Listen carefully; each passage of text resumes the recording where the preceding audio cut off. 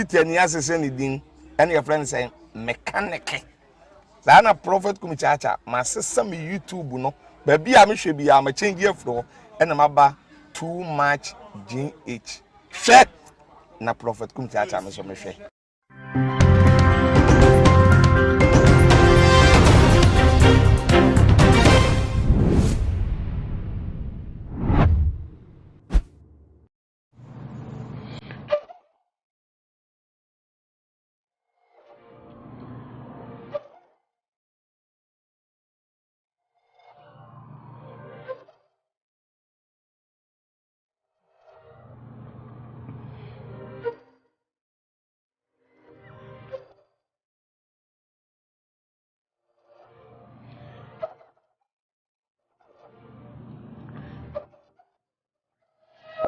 Mama kwaba shronko ediba too much GH so musumfo munyaba na ama osua enasabe mutemene na mutemene so na enye ahonkaso eno de arhosem bi abeka yensa no Ghana ni ba a wote US maimu state ani di ede Illinois state Evanston town bako ho na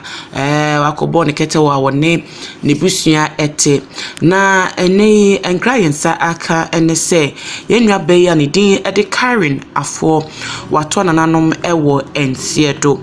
na kwan ofa so to nananom ensiedo no na abeye ensem a ene Ghana ha wobia edi ho enkomo ye kira Nidnuya Bema a saying nua kuma 26-year-old Andy afo wonom ene kra no efi atasfo asase so kra na de oyeye ene se woni ni nua ba no na chese womo twe ewo efie adeyo ehu akasakasa kakra eba womo ntem ewo eye efie adeyo ehu na no na womo ana womo ewo fie kira akasakasa no ekoninim no na se Andy afo no ne bufuo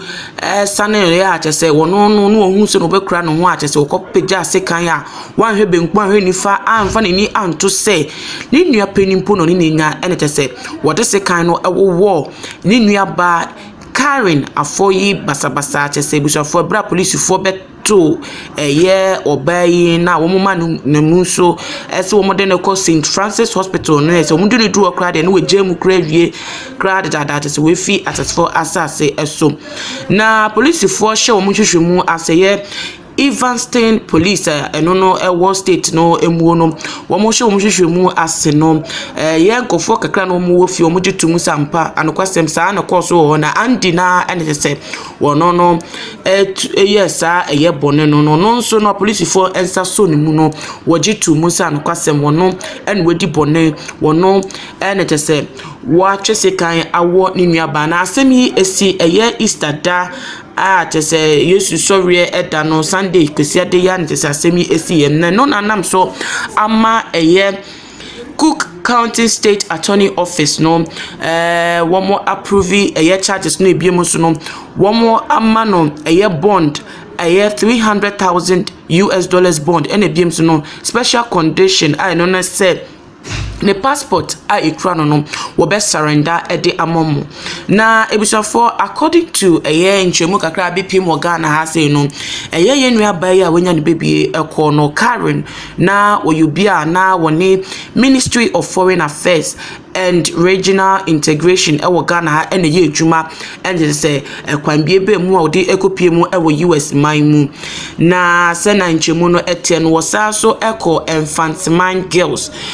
no ko eye University of Ghana Legon also koje eye suehunu ewo ansana wo kopie mu ewo US maimu na ni mate fo ewo wo mayimu no ma hyase de ya konseme mani busua ne adofo through almost social media platforms through Facebook na ba ko bi ade a wode abeto Sanusi Uthman de otimusa de na hye no pa akono ono de na ama manfo dodo na edi hu arebo di hu abubu na sei eno no ede ne nsem beto jo say how could you kill your own sister just because of household chores? You led our friend to her early grave. May you rot in jail for the rest of your life. Rest well, my dear Karen Afo. We are really going to miss you. Sorry, Karen eno no ene ono no Facebook post a wode abeto dwa ate se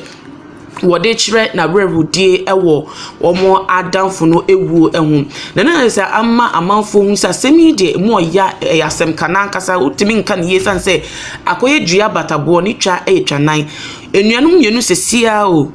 bakwato na nanmo nse do bakoso ekopie mu ewo eye abedefie ntina we no se busuafo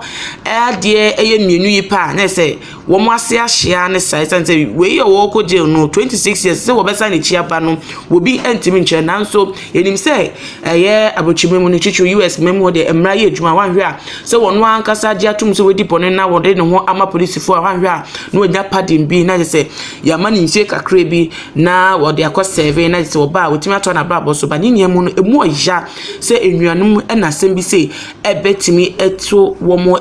chese wo mo entem na eno na ama enkomo bi ahya se ekoso ebusuafo abafo di nkomo kakra se ntesi ano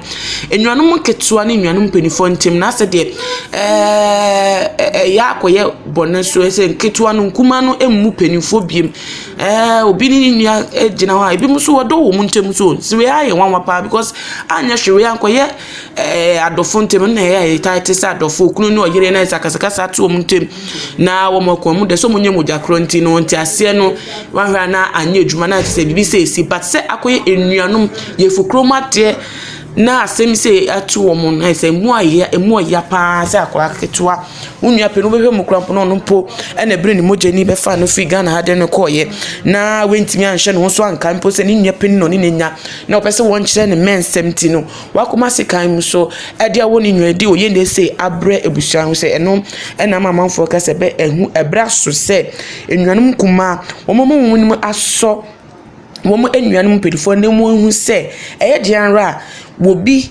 edi kan be wiase jantu wuntimi ma weni enta weni nto enu bi na ato abrante andiafo asa abre otimu se nu hu de obewu mu bi pass wo kai pass se wonensa no na anam so amani nuaba ato na no mo wonse do de a na se ebe ya ne yapa ono aka nya beduafo kra de no koto krampo a enu hu no be wono so a ebe tete na cheba ni nuamu no de esi no enyesi ewie ebusuafo ene de yakobe mo na yasese nyame be twetwe mo we sase asemi de mo de mo ya ne ka be yete pa tinyame twetwe mo we no mo ahoden a betimi di efrimu efri na ebiem so no ya yaka wechire yesu yenya siri hunu bi efrim se ebufo we etimi ba bible class mo ebufo de mane ntra hye ema wobufo ma won enye bone ema de nche wobufo so nti wobufo krampo a hwe kwan bi a obetimi asonson ho so a entimi emfa bone emma na ahaya enam de nsem no ebesi ebusuafo kosisi ebetimu nsem biem de na medi esi no so wo mu adwentwe bi abomode a na fafa ye comment section na biem no share all the social media platforms follow @TooMuchGH or Instagram Twitter so @TooMuchGH_Facebook so @TooMuchGH Edinana ama Orisua Makramu.